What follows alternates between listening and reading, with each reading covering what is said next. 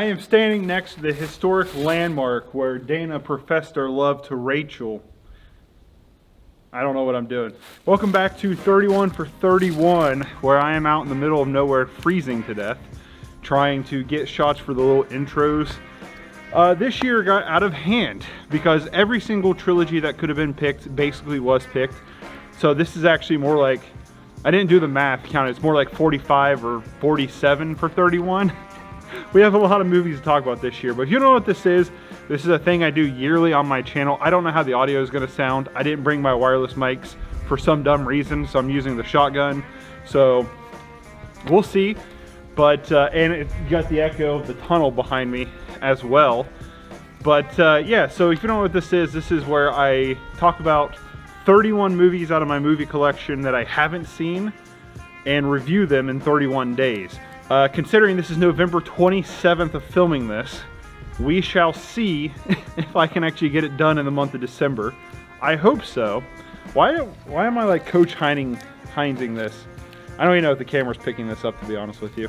But, so yeah, so 31 for 31, 2023, season 3 of 31 for 31. It's probably my favorite thing I do on my channel. But yeah, I'm just out here shooting stuff. Congratulations to Dana and Rachel.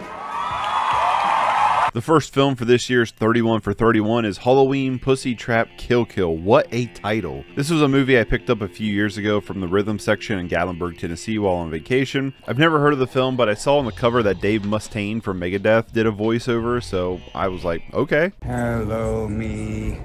Meet the real me. And honestly, the premise here just seemed kind of fun. The film is about a girl punk band getting trapped in a Jigsaw-like character's death maze. From the premise, you could have a pretty good time, but what I was not expecting was like the 6-minute Middle Eastern war at the beginning of the film that has really nothing to do with the rest of the film. Sure, there's like a small tie-in, but like, why is this here? Then we smash cut to a punk band that's clearly not playing at a party, and it feels like a complete whiplash, like someone just changed the channel. It totally does not fit in with the rest of the film because even though it ties in technically with one character, you don't need to know that about that character because it doesn't work as an explanation for their motives. Not to go into spoilers.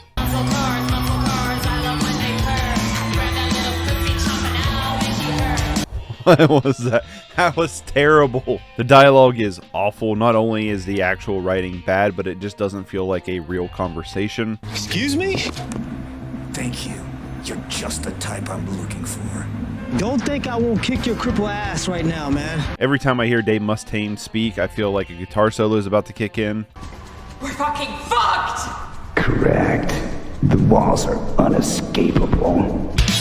This is one of those films that just has to play music the entire runtime, trying to use that music to manipulate the emotion and tone that it can't convey with its writing or performances. It also feels like it's here to try to hide some of the bad sound design or lack thereof sound design. They reuse a lot of the same Foley sound effects as well. The Foley can be so bad at times it doesn't even sound like the thing it's supposed to be. There's just pointless scenes in this film that could have been completely removed and it would have affected the story absolutely not at all. You can put in these filler scenes, but you can't expand upon the captor and his family. You couldn't put in clever ways for the band to turn on each other. The whole point of the maze is to turn the band against each other, but they're basically just waiting for permission to throw each other under the bus. The fight scenes are awful. There's clearly no choreography. It's slow and stiff and misses any tension because it's clearly fake and it doesn't sell. There's no rhyme or reason for the camera angles other than trying to look cool, which it doesn't. The acting is terrible and it's clear Richard Grieco does not want to be here. I bit my tongue.